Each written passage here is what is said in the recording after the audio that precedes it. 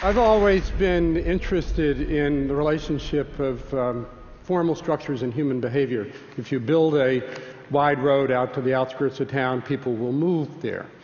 Well, law is also a powerful driver of human behavior. And what I'd like to discuss today is the need to overhaul and simplify the law to release the energy and passion of Americans so that we can begin to address the challenges of our society. You might have noticed that law has grown progressively denser in your lives over the last decade or two. If you run a business, it's hard to do much of anything without calling your general counsel. Indeed, there's this phenomenon now where the general counsels are becoming the CEOs. It's a little bit like the invasion of the body snatchers. You need a lawyer to run the company because there's so much law. But it's not just business that's affected by this. It's actually pressed down into the daily activities of ordinary people. A couple of years ago, I was hiking near Cody, Wyoming. It was in a grizzly bear preserve, although no one told me that before we went. And our guide was a local science teacher. She was wholly unconcerned about the bears, but she was terrified of lawyers. The story started pouring out. She'd just been involved in an episode where a parent had threatened to sue the school because she lowered the grade of the student by 10% because he turned the paper in late. The principal didn't want to stand up to the parent because he didn't want to get dragged into some legal proceeding. So she had to go to meeting after meeting, same arguments made over and over again. After 30 days of sleepless nights, she finally capitulated and raised the grade. She said, life's too short. I just can't keep going with this. About the same time, she was going to take two students to a leadership conference in Laramie, which is a couple of hours away, and she was going to drive them in her car. But the school said, no, you can't drive them in the car for liability reasons. You have to go in a school bus. So they provided a bus that held 60 people and drove them, the three of them, back and forth several hours to Laramie. Her husband was also a science teacher, and he takes his biology class on a hike in the nearby national park. But he was told he couldn't go on the hike this year because one of the students in the class was disabled, so the other 25 students didn't get to go on the hike either. At the end of this day, I could have filled a book just with stories about law from this one teacher. Now, we've been taught to believe that law is the foundation of freedom, but somehow or another in the last couple of decades, the land of the free has become a legal minefield. It's really changed our lives in ways that are sort of imperceptible, and yet when you pull back, you see it all the time. It's changed the way we talk. I was talking to a pediatrician friend in North Carolina. He said, well, you know, I don't deal with patients the same way anymore. You wouldn't want to say something off the cuff that might be used against you. This is a doctor whose life is caring for people. My own law firm has a list of questions that I'm not allowed to ask when interviewing candidates, such as the sinister question, bulging with hidden motives and innuendo, where are you from? Now, for 20 years, tort reformers have been sounding the alarm that lawsuits are out of control, and we read, every once in a while about these crazy lawsuits, like the guy in the District of Columbia who sued his dry cleaners for $54 million because they lost his pair of pants. The case went on for 2 years. I think he's still appealing the case. But the reality is these crazy cases are relatively rare. They don't usually win. And the total of direct tort costs in this country is about 2%. Which is twice as much as in other countries, but as taxes go, hardly crippling. But the direct costs are really only the tip of the iceberg. What's happened here, again, almost without our knowing, is our culture has changed. People no longer feel free to act on their best judgment. So what do we do about it? We certainly don't want to give up the rights when people do something wrong to seek redress in the courts. We need regulation to make sure people don't pollute and such. We lack even a vocabulary to deal with this problem. And that's because we have the wrong frame of reference. We've been trained to think that the way to look at every dispute, every issue, is a matter of kind of individual rights. And so we peer through a legal microscope and look at everything. Is it possible that there were extenuating circumstances that explain why Johnny turned his paper in late in Cody, Wyoming? Is it possible that the doctor might have done something differently when the sick person gets sicker? And of course, the hindsight bias is perfect. There's always a different scenario that you can sketch out where it's possible that something could have been done differently. And yet we've been trained to squint into this legal microscope, hoping that we can judge any dispute against the standard of a perfect society where everyone will agree what's fair and where accidents will be extinct. Risk will be no more. Of course, this is utopia. It's a formula for paralysis, not freedom. It's not the basis of the rule of law. It's not the basis of a free society. So now I have the first of 4 propositions I'm going to leave with you about how you simplify the law. You've got to judge law mainly by its effect on the broader society, not individual disputes. Absolutely vital. So let's pull back from the anecdotes for a second and look at our society from high above. Is it working? What's the macro data show us? Well, the healthcare system has been transformed. A culture pervaded with defensiveness, universal distrust of the system of justice, universal practice of defensive medicine. It's very hard to measure because there are mixed motives. Doctors can make more on ordering tests sometimes, and also they no longer even know what's right or wrong. But reliable estimates range between $60 billion and $200 billion per year. That's enough to provide care to all the people in America who don't have it. The trial lawyers say, well, this legal fear makes doctors practice better medicine. Well, that's been studied too by the Institute of Medicine and others. Turns out that's not the case. The fear has chilled professional interaction, so thousands of tragic errors occur because doctors are afraid to speak up. Are you sure that's the right dosage? Because they're not sure and they don't want to take legal responsibility. Let's go to schools. As we saw with the teacher in Cody, Wyoming, she seems to be affected by the law. Well, it turns out that schools are literally drowning in law. You could have a separate section of a law library around each of the following legal concepts: due process, special education, no child left behind, zero tolerance, work rules, goes on. We did a study of all the rules that affect one school in New York. The Board of Ed had no idea. Tens of thousands of discrete rules, 60 steps to suspend a student from school. It's a formula for paralysis. What's the effect of that? One is a decline in order. Again, studies have shown it's directly attributable to the rise of due process.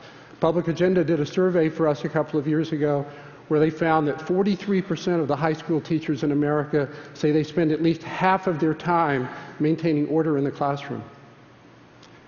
That means those students are getting half the learning they're supposed to, because if one child's disrupting the class, no one can learn.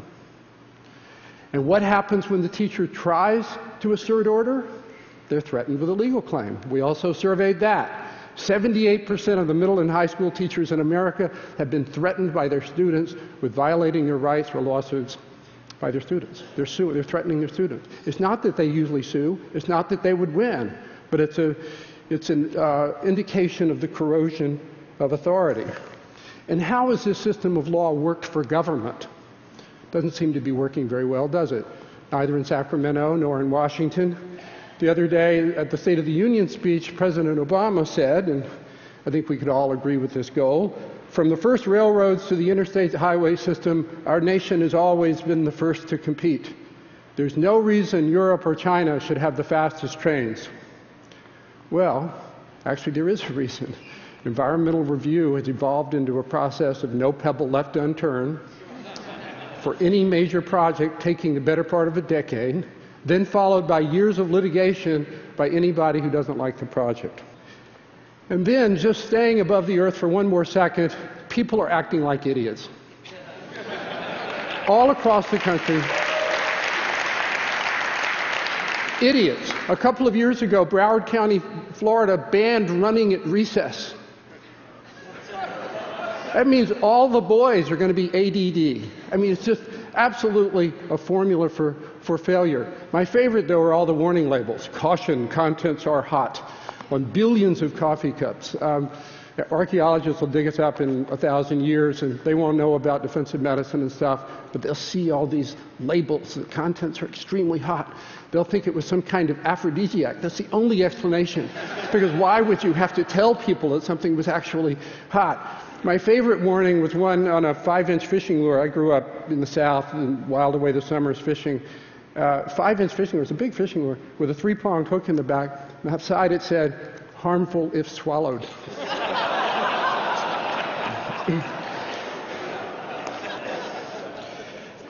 So, none of these people are doing what they think is right. And why not? They don't trust the law. Why don't they trust the law? Because it gives us the worst of both worlds. It's random. Anybody can sue for almost anything and take it to a jury. No, not even an effort at consistency. And it's also too detailed. In the areas that are regulated, there's so many rules, no human could possibly know it. Well, how do you fix it? We can spend 10,000 lifetimes trying to prune this legal jungle. But the challenge here is not one of just amending the law, because the hurdle for success is trust. People, for law to be the platform for freedom, people have to trust it. So that's my second proposition. Trust is an essential condition to a free society. Life's complicated enough without legal fear, but law is different than other kinds of uncertainties because it carries with it the power of state. And so the state can come in. It actually changes the way people think. It's like having a little lawyer on your shoulders all day long, whispering in your ears, well, could that go wrong? Might that go wrong? It drives people from the smart part of the brain, that dark, deep well of the subconscious where instincts and experience and all the other factors of creativity and good judgment are. It drives us to the thin veneer of conscious logic. Pretty soon the doctor's saying, well, I doubt if that headache could be a tumor, but who would protect me if it were, so maybe I'll just order the MRI. Then you've wasted $200 billion in unnecessary tests. If you make people self-conscious about their judgments, studies show you will make them make worse judgments. If you tell the pianist to think about how she's hitting the notes when she's playing the piece, she can't play the piece. Self-consciousness is the enemy of accomplishment. Edison stated it best. He said, hell, we ain't got no rules around here. We're trying to accomplish something. So how do you restore trust? Tweaking the law is clearly not good enough. And tort reform, which is a great idea, it lowers your costs if you're a business person, but it's like a Band-Aid on this gaping wound of distrust. States with extensive tort reform still suffer all these pathologies. So what's needed is not just to limit claims, but to actually create a dry ground of freedom. It turns out that freedom actually has a formal structure, and it is this. Law sets boundaries, and on one side of those boundaries are all the things you can't do or must do. You can't steal, you've got to pay your taxes, but those same boundaries are supposed to define and protect a dry ground of freedom. Isaiah Berlin put it this way: law sets frontiers not artificially drawn, within which men shall be inviolable. We've forgotten that second part. Those dikes have burst. People wade through law all day long. So what's needed now is to rebuild these boundaries. And it's especially important to rebuild them for lawsuits, because what people can sue for establishes the boundaries of everybody else's freedom. If someone brings a lawsuit over a seesaw, the kid fell off the seesaw, it doesn't matter what happens in the lawsuit. All the seesaws will disappear because no one will want to take the risk of the lawsuit. And that's what's happened. There are no seesaws, jungle gyms, merry-go-rounds, climbing ropes, nothing that would interest a kid over the age of 4 because there's no risk associated with it. So how do we rebuild it? Life's too complex for...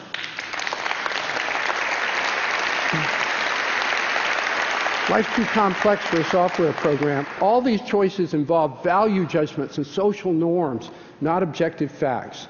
And so here's the fourth proposition. This is what we have, the philosophy we have to change to. And there are two essential elements of it. We have to simplify the law. We have to migrate from all this complexity towards general principles and goals. The Constitution is only 16 pages long, worked pretty well for 200 years. Law has to be simple enough so that people can internalize it in their daily choices. If they can't internalize it, they won't trust it. And how do you make it simple? because life is complex. And here is the hardest and biggest change. We have to restore the authority to judges and officials to interpret and apply the law. We have to rehumanize the law. To make law simple so that you feel free, the people in charge have to be free to use their judgment to interpret and apply the law in accord with reasonable social norms.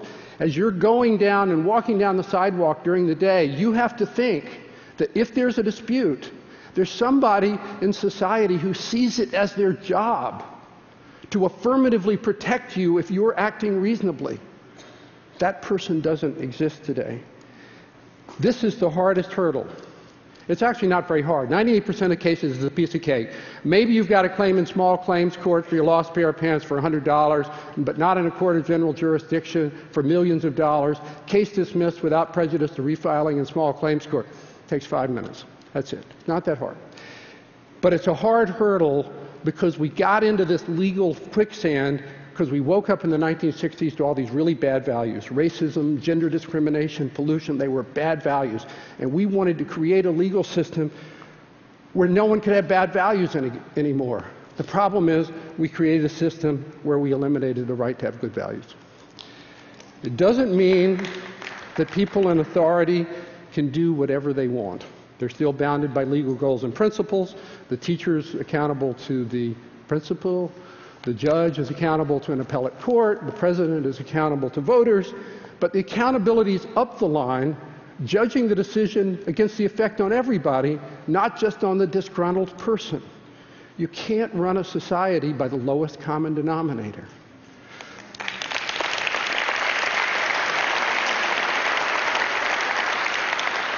So what's needed is a basic shift in philosophy. We can pull the plug on a lot of this stuff if we shift our philosophy. We've been taught that authority is the enemy of freedom. It's not true. Authority, in fact, is essential to freedom. Law is a human institution.